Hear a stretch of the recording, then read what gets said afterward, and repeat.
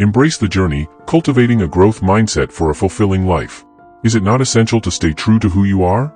This means realizing who we are and directing our goals toward what makes us most of who we are. Compatibility with our core is crucial, whether we're choosing a life partner or taking an educational or career path.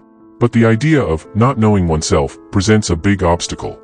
Fortunately, there are paths like personality tests, therapy, or even solo travel around the world, also known as finding oneself, that offer possible answers to this problem.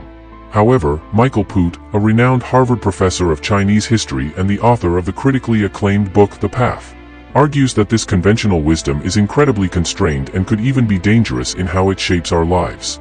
The notion of a fixed self is a concept that is very different from Western conceptions in Chinese philosophy, especially in Confucianism.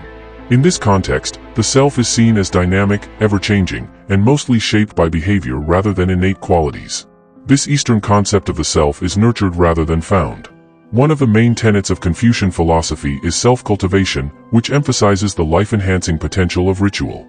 Though the word ritual may conjure up archaic ideas or associations with specific religions, its influence on forming people and communities is immeasurable. Confucius saw rituals as the glue that holds society together and shapes people into better versions of themselves through consistent, everyday practice.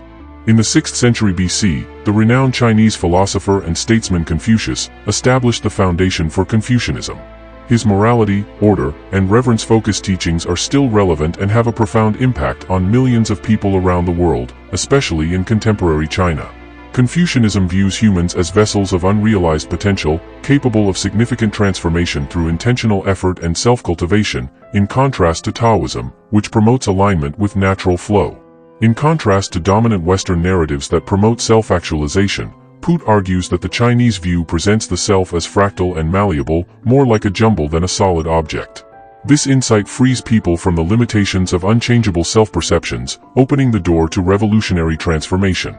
Realizing that our identities are malleable creates opportunities for deep personal development. Therefore, self-cultivation involves reorienting attention from fixed self-concepts to accepting the possibility of evolution and change. People are urged to experiment with different actions and viewpoints in order to overcome boundaries they have placed on themselves, as opposed to tightly adhering to concepts of authenticity. The transformational force of ritual lies at the heart of the self-cultivation notion. Rituals provide opportunities for intense introspection and behavioral transformation by momentarily upsetting habitual routines.